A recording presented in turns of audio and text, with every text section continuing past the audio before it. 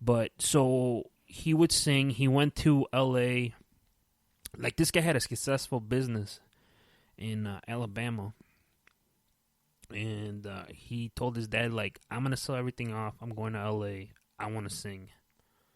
So he goes, and then he invests money to guide agents, and he prepares himself to be like a singer, actor, and, an entertainer, celebrity. And it just didn't take off because everyone would tell him, like, dude, you sound too much like Elvis. Like, I don't even know how to market you. You need your own sound. Yeah, or whatever. like, it's just too much. They're going to think you're an impersonator. So he gets pissed. He goes back. He goes to Memphis, and so you mentioned that he grew up around the time of Elvis. Did he ever know Elvis? No. Personally? No. He had no relations to him? Okay. So he sounds just like him, and he joins a band, and everybody's like, dude, this is like Elvis, like, with different music, but, like, everybody's like, is this Elvis? And they were like, no, his name was Jimmy Ellis, all right? And then, so he bounces around, he does a solo act, he does groups. Once in a while, he'll do, like, an Elvis song just for the fuck of it, but, so he goes to Memphis, he goes to Sun Studios, that's where Elvis recorded. Yeah, where he got his Sun first Records or whatever. LP, Yeah.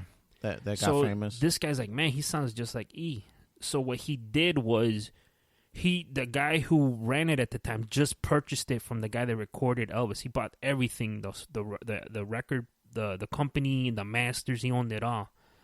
So what he started doing was putting that guy's voice over old music and selling it as like long unreleased music. But he didn't say it was Elvis. He would say like Jerry Lee Lewis and Friends, or so-and-so and Friends, and he would just put like an image of a guy that looked like Elvis, and people heard it, and I'm like, oh shit, that's E? Like, so they just assumed, yeah. But he didn't put that it was E, right? And this is before Elvis died. And then, so in the meantime, this lady was writing a book about a musician called Orion, who was based off of Elvis, and he was gonna fake his death because he got tired of being a star, and he was gonna, just fake his death and all this other shit. And she was pitching this movie to people, and they told this girl, her friend told, oh, there's this guy that sounds like Elvis. Maybe you could use him in the movie for his voice. So they met, and he thought like, I heard about the movie. I thought it was kind of dumb, but whatever, And the music guy heard about it. The Jim guy? Yeah, the Sun Records guy heard about it, and he's like, oh, this is genius. So he took this lady's idea, made a record called Orion Reborn. It's a guy this is like right after Elvis died. It's a guy in a casket, and he comes back up, and he has this mask, like this Lone Ranger mask, and he makes songs sounding just like Elvis. And they told the guy, you got to wear the mask. That's like the gimmick.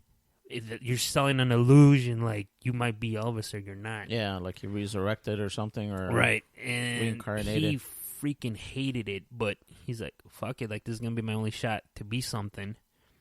And it took off, and like, man, this guy had like women, and he released like 4 or 5 albums. Now, new stuff or just remastered? No, new stuff. Okay. And he got tired of it. Like, he like stopped. He could tell him like, I gotta stop wearing the mask. Like, this shit's annoying. And they're like, no, dude, like you don't get it. This is what's selling it.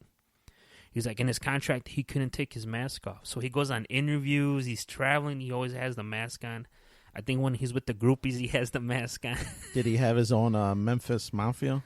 No, but he had his own. He had like his little clique, but it wasn't like that. And people, then articles started like, "Is this really Elvis?" And people are like, "Where are you from?" Like, my name is Orion, and I'm from so and so. So like, dude, he sold like. They asked the guy like. The guy, he's like, dude, he sold like over 1 million records. Like, this guy was like huge, and the company kept it all. He didn't get paid shit almost. The only money he made was on touring.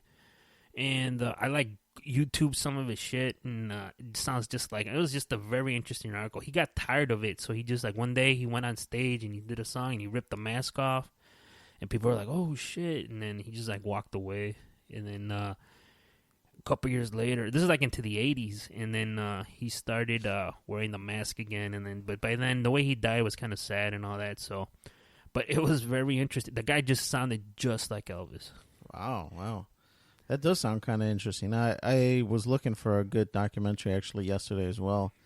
Ended up popping in Indiana Jones, of all things, and started watching that. The movie? Or the movie. Oh, yeah. Yeah, the movie.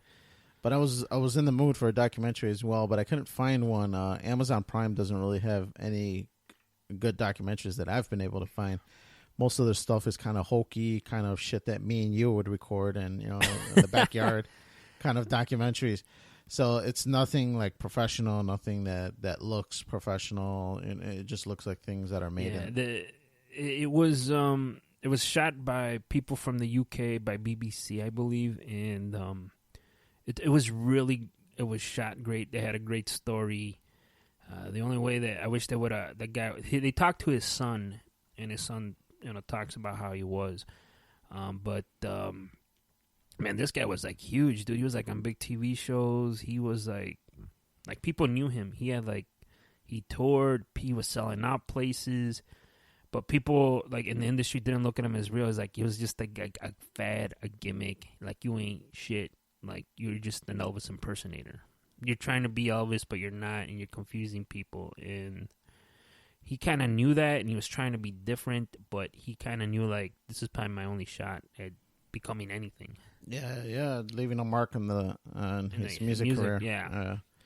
Wow, sounds very interesting, man. I might have to give it a check out. You said it's called Orion Reborn. That's the name. I forgot the official name, but search Orion, and then it's in the Netflix documentary. It's like a guy, you're going to see like this Elvis guy looking with an Elvis suit, but he's going to have the Lone Ranger mask on. You can't make that shit up. No, sounds cool, man. So everybody out there, check it out. Send us in your reviews at ffnquestions@gmail.com.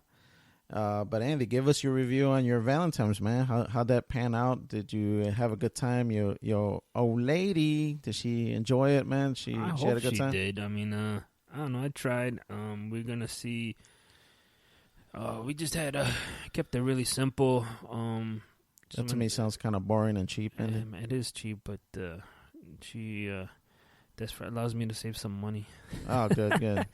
But we just had we went out with some co-worker friends, and I think I had a much better time because I got pretty loaded. And then I got her flowers, and I bought her a heart-shaped chocolate cake from Portillo's. Oh, man, that sounds good. Yeah, I don't know. I didn't have any, so. You didn't have any? No. Oh, man. I heard take it. I'm like, I don't want it here at the house because I'm going to eat it all. And she took it, and then afterward, like a couple days later, like, any of that cake left? No. And I'm like, oh, man. I knew I should have bought 2 of them. Yeah, those cakes are pretty good. Alana likes getting those, the shakes where they make it out of the milk their cake. Chocolate cake, which is really good, but they're making heart-shaped cakes. And, they were selling like hotcakes. Apparently, I got it the day before, and it was heavy. It was a nice size, and I've had their chocolate cake before. It's pretty good. I heard the secret ingredient is mayo. Mayo? Yeah, mayo. Shut up. For real? Search it, man. Yeah. Damn. That sounds kind of disgusting now. I heard it on the streets. That's why it's so freaking good. That sounds kind of disgusting. You know how people love their mayo. Yeah, I'm not really a big fan of mayo. Have you had it before? Well, I eat mayo, yes. No, I'm talking about cake. Yes, I've had their chocolate cake. That's why it's so good, man. No, it does taste good. It's got like a really rich taste. I don't know what. It's mayo, man. Yeah. It sounds kind of disgusting now. I'm not digging it. What was the Miracle? It's not Miracle Whip. No, what's the other one? Yeah, Miracle Whip is a substitute of mayo. Yeah. That's all chemicals and shit, right? I think Miracle Whip is somewhat natural. I always thought it was like just a spicier mayo, but then I read somewhere that it's just it's not like with how you normally make it. They put all this other shit in like chemicals. I think you're thinking of margarine. That's mayo. That's like plastic. That's their margarine because they advertise it as good for you, but then it's just a bunch of chemicals. I don't know. I don't like either one. I put mustard on mine. If I'm eating mustard a sandwich, is the healthiest shit you could put. Yeah, I don't put no mayo. I just put mustard on it. And that's good enough for me. Yeah, I'll put a little hot sauce or get some of that hot mustard. That shit's pretty good. Dijon mustard. Dijon mustard. Hell yeah. I get pulled up next to it by some limo. Yeah, like, why hey, don't you they got have these, John? like hot mustard like at White Castle or something? You just take all those packets. Yeah, man. I haven't had a good like a deli sandwich with some hot mustard. So it's got me hungry now. Good. Ozzy's has good sandwiches. Yeah, if you want to pay $10, sure. And then we have coupons there, but you could join their sandwich club. Then come on. Yeah, man. So everything Valentine's worked out. Your old lady liked the flowers and the cake. Yeah, she liked the cake. She liked her gift. Kept it simple, low key, and yeah, we had a good time. I mean, I had a good time. I hope she did. Oh, good, man. No, it sounds good, man. For myself, didn't really do anything big for Valentine's as well. We had a couple gift cards that I had from work for Maggiano's. So we went to Maggiano's, had a dinner. They had like a Valentine's special, so ended up picking something out of the menu from there. And, I gotta admit, Maggiano's has never been that great of a restaurant to me, but, what the hell, man? I had a coupon and a gift card, so I was just like, let's go to Maggiano's. Let's go crazy. Yeah. So, what would you end up getting? I've been to Maggiano's 3 times, and the 2 out of the 3 times I've been there, it sucked. Yeah, it's not great food, man. It's not great food for the price you're paying. I'll admit that. But it ended up working out because of the gift card and the coupon that I had. But if I had a choice of going to an expensive restaurant, that would not be one that I would pick. You would go to Olive Garden.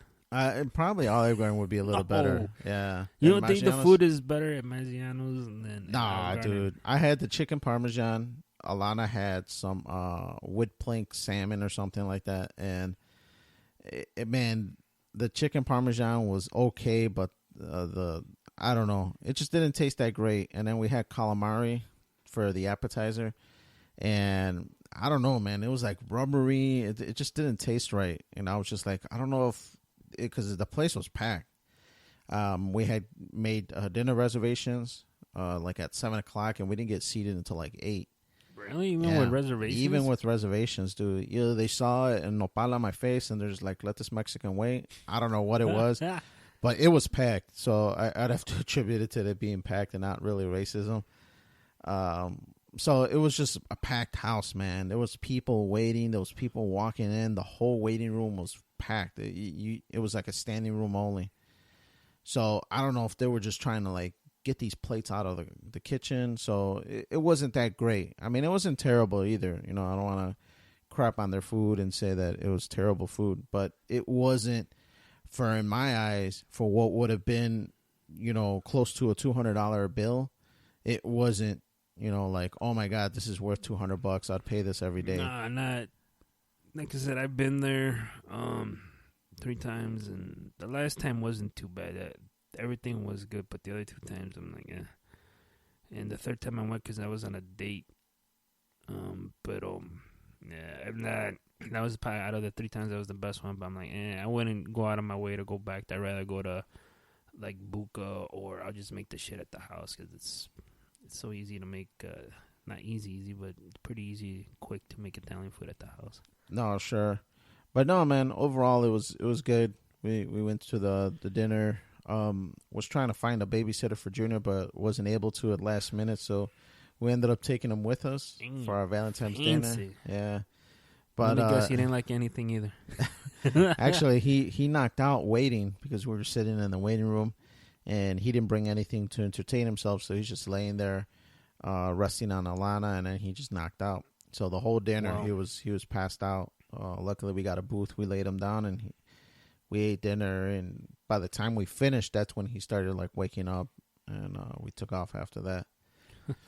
The only thing that was good, man, was the dessert, man. The dessert was really awesome. I got like this apple something or other with I don't know, man. It was like this breading, and man, it was really good. It wasn't an apple pie or anything like that, but some apple fancy word, turn up, blah blah blah. I don't know what it was called. Apple turnover? Something. I don't remember. With ice cream? Yeah, it did come with a scoop of ice cream. It was really, really good. I actually brought it home. I mean, I only finished like half of it because me and Alana got our own desserts, and I only finished like half of it, and I'm just like, man, I gotta take this shit home for later.